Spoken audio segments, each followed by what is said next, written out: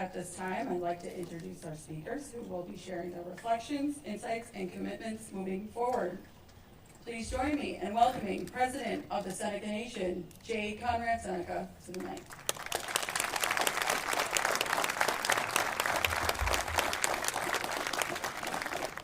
Erica, I appreciate that. Scannell, how's everybody doing today? Good? All right. What a beautiful day here in Irving on the Cattaraugus territory. As I always say, the sun always shines in Irving. But I'd like to welcome everybody here, all of our people that are here, our guests here to our territory. Thanks for being here today. It's been a great morning here, spending with the governor, talking about the many issues here at Seneca Nation, the Thomas Indian School, its history, and having the governor the opportunity to speak with some of the survivors and families here from the Thomas Indian School. I always think about a time when I came upon a place that had a sign that said sacred ground. And I think about that, and I believe that's what we're standing on today, is sacred ground here on the Seneca Nation Cattaraugus territory. Because of the history here, because of our people, the resilience of our Seneca Nation, of our people, and everything that we stand for, our values, our traditions, our customs, our language, our ability to find our way through the many challenges that we face in life, and to be still here today. It's a testament to our ancestors and to our people of today. And so many Nyawes for everybody's efforts, all of our people here at the Seneca Nation. Today is also the commemoration of our Buffalo Creek Treaty, May 20th, 1842, 183 years ago. The treaty was signed. I just wanted to make sure I recognized that as well. So today is about the children and the families that they had to endure the hardships and mistreatment that occurred here on this piece of land at this campus of the Thomas Indian School. And so as we gather today, let's remember them. And I want to appreciate Travis Stafford for being here. Earlier we had burned some tobacco to help those souls that may be out here that are wandering, to help them find their way, to make sure that we take care of them and remember them. So in Yahweh, Travis, for being here and doing that for us. Well, it gives me great honor and pleasure to be able to welcome the governor of the state of New York, Kathy Hochul. Welcome, Governor. Thank you. Yahweh, thank you very much, Mr. President. Yes, indeed, the sun always shines in Irving. I'm from Hamburg. I can attest to that. We always came down here. We need a little sunshine.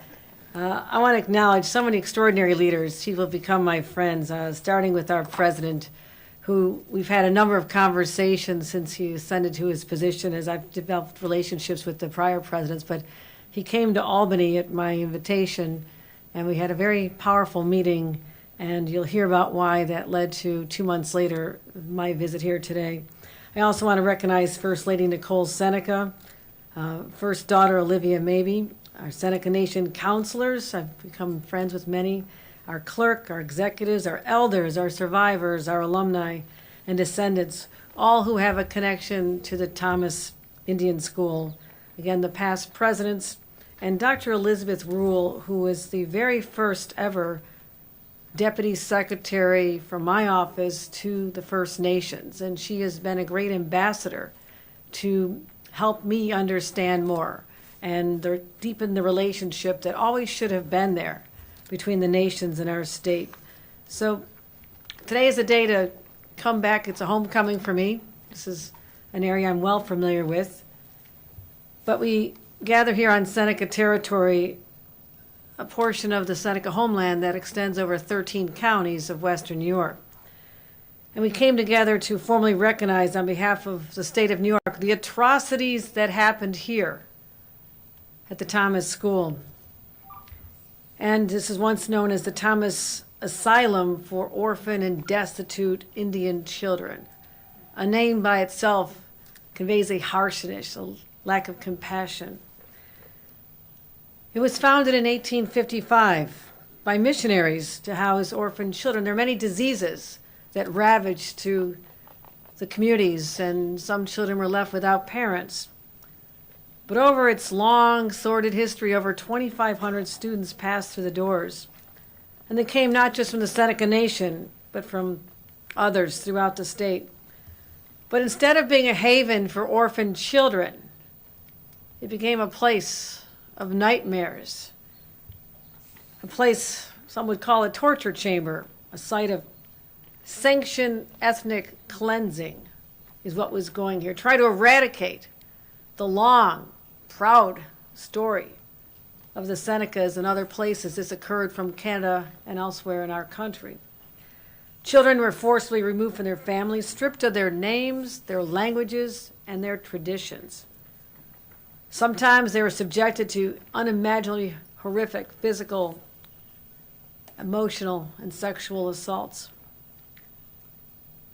These atrocities occurred for more than 100 years. They were known by the state of New York, 75 years of which it was owned by the state.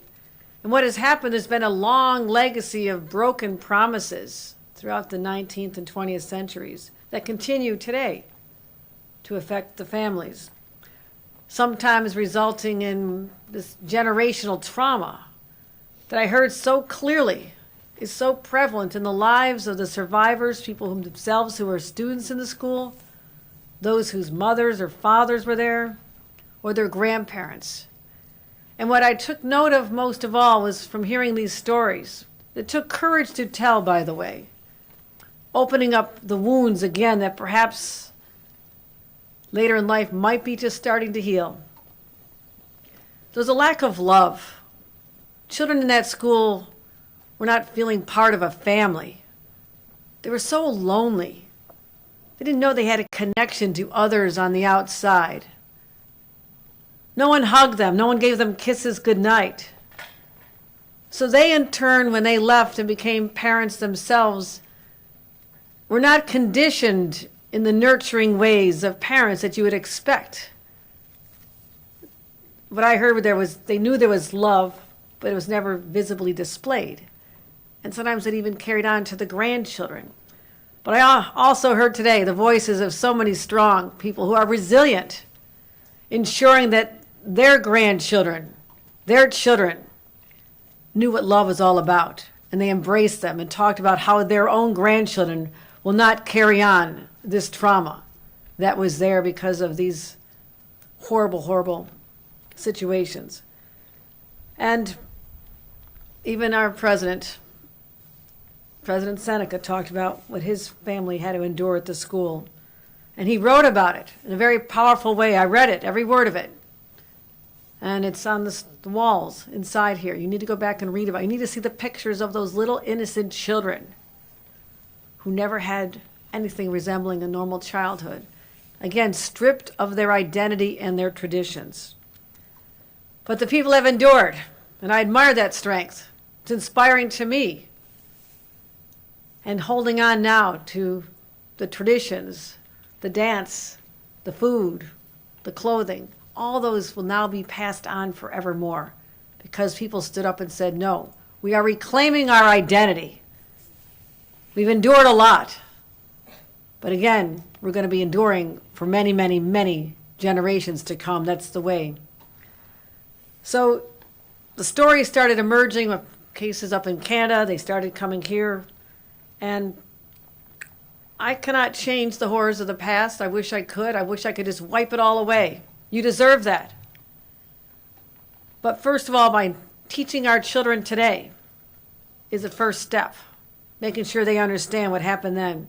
And that's one of the reasons why, in my budget, I'm insisting that we create new educational materials, about the indigenous nations, their histories, their cultures, their contributions.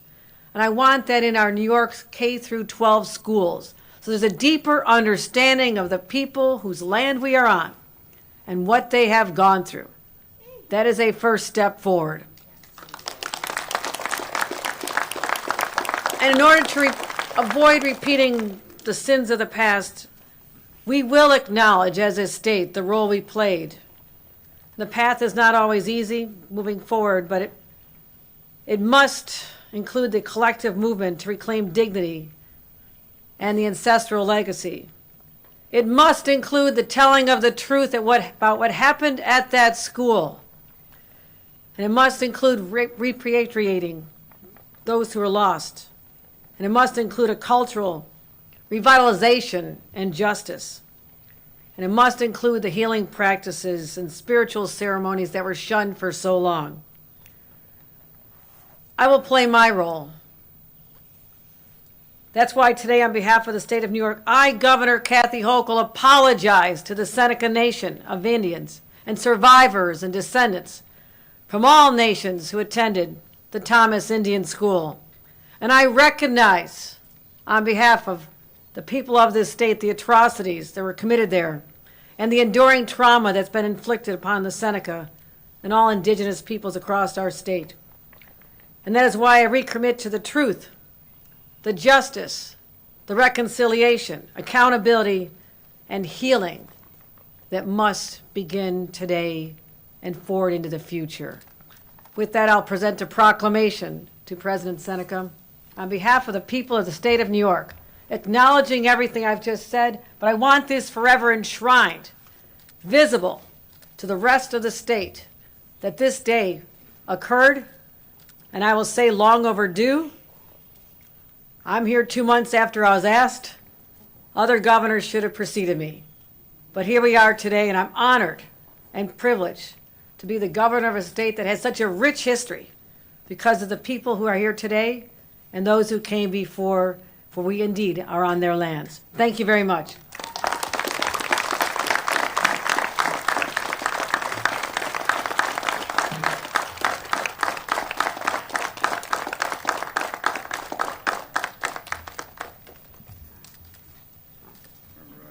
Thank you very much. Governor, great words. Thank you. Thank you, everyone. Thank you, Governor. We really appreciate that, and your apology and your words today mean a great deal to us, and we look forward to continued building our relationship together with you and working on the many issues that we face together. And as the Nyaway to everybody here today, thank you for attending. We appreciate you, and many thanks. Thank you, everyone. Thank you.